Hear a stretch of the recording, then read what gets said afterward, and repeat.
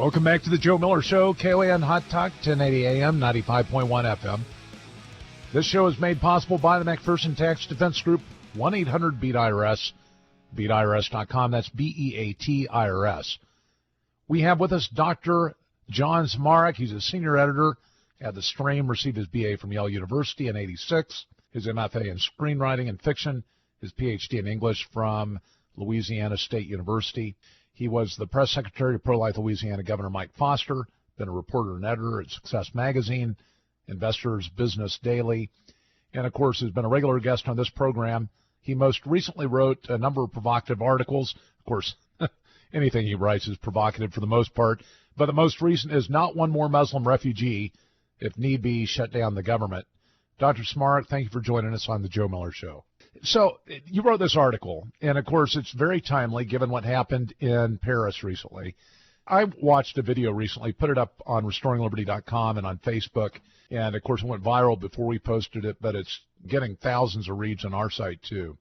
And it's just a collage of videos of refugees overrunning areas in Europe. And there are some interviews with Europeans that are just, they're terrified, they're outraged. I mean, you name it. The reaction is just one of shock in some cases, that their governments would be basically committing national suicide over this refugee issue. Your article is, of course, directed at the United States. When you look at Europe, what the Muslim refugees are doing there, the attempt to transform Europe, is the same sort of thing being attempted with the United States. Yes, it is indeed. In the article, I call these so-called refugees the new conquistadors. What you're seeing is lots of young men of military age showing up in Europe without their families, oddly. When I see real refugees, like the Christians who've been driven out, more than 1 million Christians have been driven from their ancestral homes in Iraq and Syria. None of them are making it to Europe. They're starving and freezing in refugee camps in Jordan and Turkey. No one's letting them come anywhere near Europe. When they went to refugee camps, the Muslims beat them up and drove them away. To call these Muslims, who are part of the Sunni Orthodox jihadist religion that is ISIS, that is dominating the region, these people who left Syria, who could have gone to any of the Orthodox Sunni Muslim countries in the region, they all had to pass through Turkey. The moment they set foot in Turkey, they cease to be refugees. They're in according to international law, when you make it to the first safe country, and Turkey is definitely safe for Sunni Muslims, you cease to be a refugee. At that point, you are a migrant, an economic migrant in this case. These are millions of people colonizing Europe, going on welfare. Some of them may be getting jobs, joining mosques, and a certain percentage of them are going to be terrorists because the Muslim religion calls for jihad. And jihad means war, holy war, to subjugate the unbeliever. According to Orthodox Muslim theology, any non-Muslim is a rebel against God who is intrinsically worthy of the death penalty. That's what Muslims are taught. So, in this video that I referred to before, they interviewed a number of Muslim youth that were, I think, primarily in Germany. And they basically said, look, we're here to transform this country, to take it over. They talked about wedding the females that said, look, you're an infertile society. You're one in which we will dominate because of our birth rate being so much higher. We will take your women. We will take more than one. We'll take 4 apiece. I mean, they were very explicit, and it was Muslim after Muslim after Muslim that was interviewed making these statements, reflecting that this is not, and of course, this is not necessarily empirical. I mean, it's folk on the street interviewing, but it certainly suggests that this is kind of a widespread view of many of these recent migrants into Europe, that they are there to transform the culture. That's right, just the way Cortez and his men showed up in Mexico to transform the culture and forcibly convert the Mexican Indians to Catholicism and make them subjects to the King of Spain. And, it worked. It worked. Nobody speaks Aztec in Mexico anymore. Nobody practices Aztec religion. It is possible for small groups of men to transform entire societies. These people are coming en masse. They're showing up. They're getting on public assistance that they didn't pay for. German and Danish taxpayers paid for that, thinking it would go to Danish and German people in need. It is a spectacular conquest. And that is why Turkey is funneling these people into Europe. They could all be resettled in Turkey, every last one of them. They could be resettled in Jordan. They could go to Egypt. There are a dozen Sunni Muslim Arab countries where they could go. One of the clips that they showed is a clip from Swedish public TV, well, presumably public TV, where they had this commercial where children, primarily Swedish, singing a song, "This land is my land, this land is your land." I'm not sure if it was a takeoff of what we have or what you're familiar with as to that song, the tune, but it basically then cut out to pictures of third world folk. It was essentially the Swedes trying to convince the population that their land is there for other peoples to come to and that we had better get used to it. And there was even a leader of one of the folk inviting the refugees in, suggesting that, in fact, this was something that they better get used to because it's the only way for Europe to survive. I heard that from a priest named Father Roger Landry, who's one of the Vatican's representatives at the United Nations. I was at a talk, and I started asking him questions about this, and he said explicitly that because the Europeans use birth control and don't have enough children, they deserve to be displaced by the Muslims. He just outright said it. This is the Vatican representative at the United Nations. Wow, that's just unbelievable. You know, when you look at these visuals of what's going on in Europe, and you know that ultimately is the design for the United States, although it's more difficult because obviously we have oceans separating us, at least from the source countries of many of these so-called refugees. But it is something that we clearly have not taken account for. And when you look at the violence in Paris, looking at what our national leadership is doing today, I would have thought that there would have been an immediate reaction. And instead, all reports are that the Obama administration is continuing its refugee program, in fact, accelerating the number of Syrian refugees coming into the country. What's going on with the administration? Why aren't they recognizing the danger? Because Obama identifies with the Islamic world. He went to Islamic schools. His political sympathies have always been with the so-called victims of colonialism in the third world. And every one of his policies in foreign policy, as Dinesh D'Souza pointed out, can be explained by an attempt to de-Westernize America and to weaken the West and to strengthen the third world. It's all in support of his post-colonial quasi-Marxist agenda. I don't think Obama is a Muslim. I don't think he would be this brazen if he were a Muslim. He would be actually less brazenly pro-Muslim if he were really a Muslim. He'd be a little bit embarrassed. But because he's an atheist Marxist, he can just see the Muslims as tools to be used to destroy the middle-class white Christian America that he has hated since his youth. One of the things that was reflected, again, in this collage, this video collage that we put up at Restoring Liberty today, is the incredible level of violence that's being inflicted by many of these so-called refugees.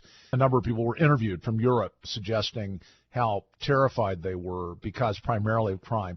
Increases of rape in certain areas in Europe directly attributable to these so-called refugees. You mentioned something during the break before we went on the air, that you believe that this influx is going to lead to something akin to a police state in many areas of Europe. That's right. When you import young men who are trained to violence, whose culture tells them to be thin-skinned, to avenge family dishonor by if their sister has sex outside of marriage, to kill the boyfriend and the sister. Muslim culture affirms that. There's a powerful book by a former Islamic judge in Iran called Honor Killing, where he shows you how Islamic law justifies honor killing.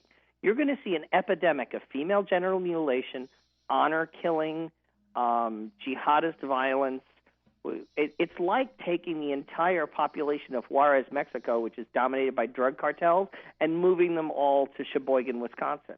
My perspective on this is that in the United States even, we're likely to see a backlash. In France, Paris, of course, instituted or has suggested a whole new sequence of security laws. If we saw something like that happen in the United States, probably would have a similar reaction here. One of the people who was interviewed in this video suggested that they'll do anything, or if anything could be done by government, they would accept it to become safe or secure. In other words, kind of the idea that, of course, we've heard many times, that people are always willing to trade security, or I should say freedom for security. And that, of course, could be an end result. That's the great irony. They'll allow the government to do anything except remove the Muslims from the country, who are the ones causing the problem in the first place. Talk more about that, and also in this next segment, your suggestion to Senator Ted Cruz that he seize the moment, because this is clearly an opportunity for him to side with the people on a common sense issue, and yet it appears the ruling elites are posited against him. Stay with us, The Joe Miller Show. Be right back with Dr. John Zmirak.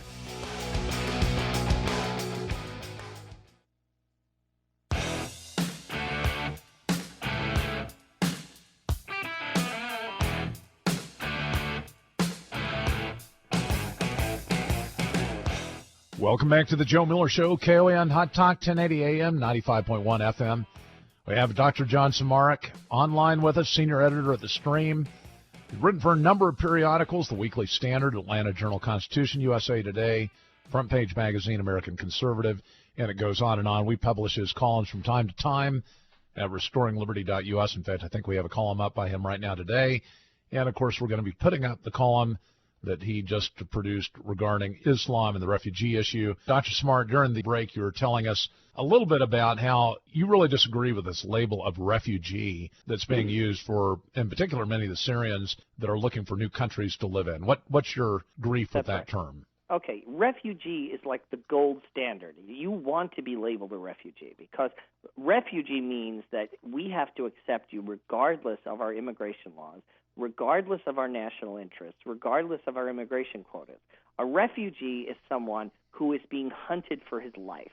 It's like someone in the witness protection program. It's someone in grave, immediate danger of death, being persecuted, okay? That's a very high standard, and that's why we have very generous programs for real refugees, people who are really being persecuted, not just people who are in violence-prone areas or in areas where there's a high crime rate or there's too much lead in the water. Those are not refugees. Refugees are people who are being persecuted, people like the 1 million Christians displaced from their homes, killed, persecuted, raped by Muslims throughout the Middle East. 1 million Christian victims. What these Syrians are is they are people who are experiencing blowback from Muslim on Muslim violence. Their countries are, some of their countries are in a state of disorder because of civil wars between different factions of Muslims, so they want to leave Syria because it's in a state of civil war.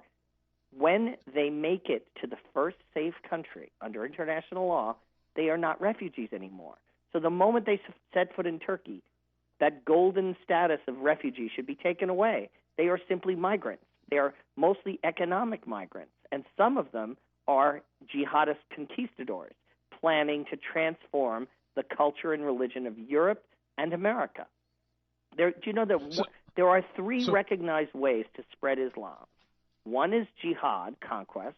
Another is dawah, which is evangelization, and the third is by emigrating into non-Muslim countries and having children and gradually Islamicizing those countries. What we're seeing is option 3.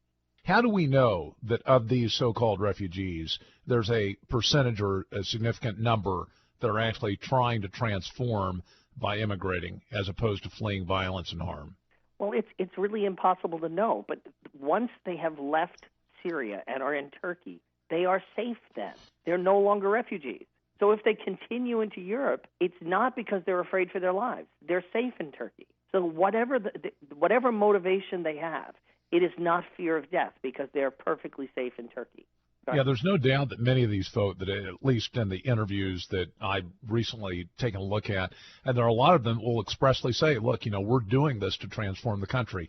We came here not because we're fleeing violence or harm or because we feared for our lives. We're here because we want to transform this country. Part of our faith. It's part of what we do. And they're succeeding in it. I mean, you look at what's happening. I think one of the stats I heard over the last couple of days is in London now, the most popular name of male babies is Muhammad. Have you heard that? I have. Their goal is obviously being achieved in many areas of Europe, and the United States, much larger country, by percentage, the Muslims much smaller than what you see in Europe today, but that's the ultimate end in our country as well. You had mentioned in this piece that we're going to put up at restoringliberty.com that you believe that this presents opportunity. The fact, what we're seeing with the nightmare in Europe, of course, the attack in Paris, and the obvious effort of these Islamic fanatics to impact this country as well. This presents an opportunity for the candidates for president. What do you think that Cruz ought to do, or what do you think any other candidate ought to do to seize the moment? I think it's a great opportunity to make America safe. It's a great opportunity for a real statesman-like candidate to step forward. So Senator Jeff Sessions has already threatened to shut down the government rather than continue to fund the colonization of America by Islamic immigrants. I call in my column for Senator Ted Cruz to join that effort, and I think he will. I know that his campaign read the piece. I think this is a great opportunity. And I don't mean to sound cynical. I certainly am appalled by the genuine human suffering of the people of France. I think they have an opportunity to save their country, too. This is an opportunity for Americans and Europeans to wake up to the real aggressive, imperialistic nature of Islam, to the cynical way that they're willing to exploit their own poor people and their own people who are victims of intra-Muslim violence, and use them to seed other countries and build up mosques and build up schools and recruit jihadists to commit acts of violence that will terrorize the population and make people afraid to criticize Islam. I mean, I live in Texas. An acquaintance of mine was almost killed at the Draw Muhammad contest. Think of the tiny percentage of Muslims in Texas, and yet critics of Islam have to be afraid for their lives in rural Texas. That's a reign of terror that they're trying to create so that people are afraid to criticize Islam, afraid to tell the truth about Islamic theology and its aggressive nature. So ISIS, of course, recently threatened again Pamela Geller, and I heard her reaction to that. It appeared that, yeah, she's a tough gal, but she was a bit shaken by the latest threat. They basically said the ISIS broadcast or YouTube, wherever it came out of, suggested that they knew that, they claimed, by the way, of course, responsibility for that attack that you just referred to. But they also said, look, we knew it was going to be heavily defended, but we wanted to make our mark. We knew they'd probably fail, but, in failing and dying, it was still all good for them and their, 70 virgins. That was my ad lib next to it. But yeah. The reality is that they're making threats like that across the United States. They're claiming that they've got thousands pre-positioned in the country that have crossed the borders, that they're armed. And these are things that are very disruptive. People in this country recognize it. They're concerned about it. We already have majorities in both Democrats and Republicans who are against the insane immigration programs we already have in effect. I think you're absolutely correct that there's real opportunity here politically for somebody to seize the moment and seize that populist angst over what's happening with immigration. Yes, I mean, the one good thing about the Muslims is they tend to overplay their hand. If they had just quietly continued emigrating to Europe for 30 or 40 years, they would have constituted dominant majorities in several countries. But something about their culture, they can't seem to sit back and bide their time. They always overplay their hand. We see that in their attacks on Israel, their repeated military invasions of Israel. They always overestimated their own strength, underestimated their enemies, and got their butts kicked. Thank God, and thank God for the safety of Israel. We have to take a lesson from the Israelis. These people are relentless, and they only respond to a show of strength. Someone once said about the Germans, they're always either at your feet or at your throat. That is certainly true of the Muslims. Well, thank you, Dr. John Zmirak, for your perspectives on this. We'll get your article up later on today along with the podcast. Always appreciate hearing from you, and, of course, this is a critically important topic. Stay with us. The Joe Miller Show will be right back after these messages.